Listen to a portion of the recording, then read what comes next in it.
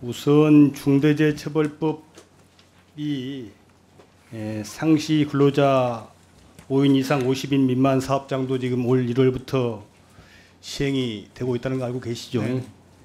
그래서 이제 지역의 우리 수산인들, 어민들 간담회를 해보게 되면 이 부분을 제일 많이 걱정들을 하십니다. 아시겠지만은 이 바다, 머선 이런 것들과 관련된 사업장은 워낙 자연 환경의 영향을 크게 받고 우리 사람들이 아무리 여러 가지 사고를 피하려고 해도 잘 안 되잖아요. 근데 육상에 있는 사업장을 기준으로 제정된 이 법이 수산업 분야에 그대로 적용하는 건 불합리하다 이런 의견들을 많이 말씀하고 계세요. 거기에 대해서 우리 장관님 어떻게 생각하십니까? 법은 지금 시행이 되고 있기 때문에 맞춰서 저희가 그 교육 및 컨설팅 작업 계속하고 있고요.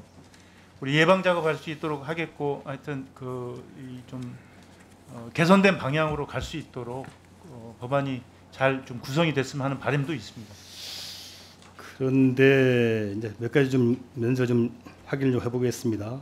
최근 3년간 우리 국내 여선 사고가 5,600건이 발생했더라고요. 선박은 6,200척, 사망 실종자는 271명인데 연평균 따지면은 해마다 1,860여 건의 사고 선박은 2,060척인데 사망 실종자는 90명 수준이더라고요.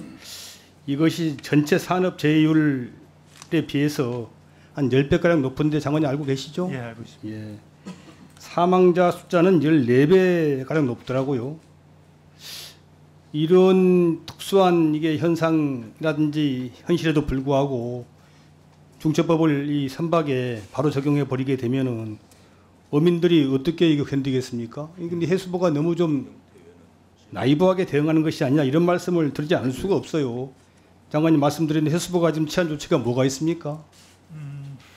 올해도 사실은 3, 4월에 안타까운 목숨들이 8분이나 가셨는데 그 이후에 어선 사고 안전 대책에 대한 이 대책을 해수부에서 발표를 했습니다.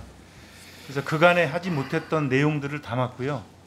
여기에서 우리가 쉽게 말씀드리면 10톤 이하의 그 어선에 2톤 이하의 어선에 구명조끼도 의무적으로 하고 그 다음에 어선의 선형이라든가 그 설계에 대한 표준화라든가 그 다음에 우리 경보라든가 아니면은 주의보 기준을 조금 더 타이트하게 해서 가는 것들을 대책을 좀 마련한 바 있습니다. 예, 장관님 이제 나름대로 하신다고는 하는데 어민들의 불만은 정말 큽니다. 아까 말씀드린 대로 배라는 제한된 공간, 시시각각 변하는 파도, 날씨, 인력으로 통제하지 못하는 이런 자연 환경, 바다라는 특수한 작업 환경인데 이와 관련돼서 별도의 기준, 별도의 법이 제정이 돼야 되고 또 이와 관련된 여러 가지 단순히 현재처럼 지금 저희들이 받아보니까 해수부에서 하는 것이 매뉴얼 제작 배포, 현장 교육 이것이 전부더라고요. 이거 갖고 되겠습니까? 매뉴얼 제작 배포하고 현장 교육한다고 해서 사고 10배, 15배 사망 사고가 갑자기 다른 육상 사고 같아질 수는 없잖아요. 어차피 예산이 투입되지 않으면 다 이게 도로함이 탑을 아닌가 하는 생각이 들고요. 매뉴얼도 보게 되면은 150에서 200쪽 가까이 되는데 이것을 그 인력 노동에 종사하는 수산인들이 어민들이 어떻게 이거 읽고 이해를 하겠어요. 제가 보기엔 참 이게 화둥지병 비슷하다 이런 말씀을 드리지 않을 수 없어요. 이 중처법 적용 대상이 5인 이상 50인 미만 5인 이상 어선이 몇 척이나 되는지는 아십니까? 지금 한 4,500척 예, 정도. 4,558척으로 지금 통계가 나와 있는데요. 선주만 해도 4,558명인데 지금 보면 현행법은 의무사항이 모호하고 복잡해서 고령이라든지 학력이 낮은 어민들이 전문가 도움 없이는 참 이해가 불가능해요. 또 이행도 불가능하고 전문 인력이 턱없이 부족하고 과도한 처벌 규정으로 중대재해 발생 시 어선업하는 분들이 망할 수밖에 없는 이런 형국이란 말입니다. 그렇게 되면 우리 해수부에서 21년 1월에 법이 제정이 됐으니까 한 3년 정도 유예기간이 있었잖아요. 그렇게 되면 뭔가 근본적인 대책을 세우고 예산을 투입하고 좀 대책을 세우고 탈출구를 열어줘야 되는데 그냥 가만 계셨어요. 계시고 아까 말씀드린 대로 현장 교육하고 매뉴얼만 제작 배포하고 이러고 계셔서 어민들이 분통이 터진다는 사람들이 의외로 많더라고요. 장관님 좀 이 부분과 관련돼서 저는 별도의 법 규정이 필요하고 또 해수부 차원의 조직적인 체계적인 지원을 통한 하여튼간에 어업 여건, 어업 활동 여건을 좀 바꾸는 게 필요하다고 보는데 장관님 생각 어떻습니까? 네, 동의합니다. 한국산업안전보건공단이 육상 사고 사례 분석하고 다양한 예방책 수립하고 있는 것처럼 수산 분야에도 유사기관 신설해서 수산업 특성을 반영을 해서 보다 전문적이고 체계적인 재저감 대책 마련해야 된다고 보는데 그럴 의지가 있습니까? 의향이 있습니까? 어떻습니까? 예, 뭐 원팀으로 같은 의지를 가지고 간다면 충분히 가능하리라고 생각합니다.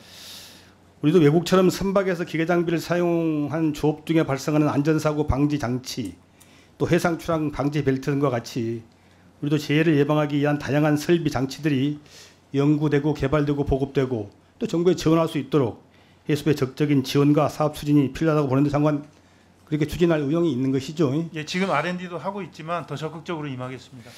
관련 제도 개선과 관련돼서 좀 같이 해서 저희 의원실하고 함께 빨리 좀 대책을 강구를 했으면 좋겠어요. 어민들이 정말 불안해서 어업을 안 했으면 안 했지 못해 먹겠다 이런 사람들이 많거든요. 여러 가지 이제 어업 여건이 악화되고 그래서 더 안 좋은데 이 중첩법까지 적용돼서 정말 할 맛이 안 난다 이런 분들이 많고요.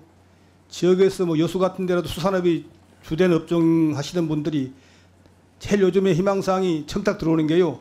감척 대상 좀 되게 해주라. 빨리 감척하고 그만하고 싶다. 이런 게 가장 큰 민원이에요. 그래서 저도 참 곤혹스러운데 우리 해수부에서도 좀 특별한 의식을 가지고 좀 이 부분 대처할 필요가 있다고 생각을 합니다. 그러실 내용이 있는 거죠? 네, 그렇게 하겠습니다. 1분만 더 좀 쓰기만 하겠습니다. 여수 세계 박람회장 정부 선투자금 일시 상환 지금 기재부 측에서 요구하는 것으로 알고 있어요.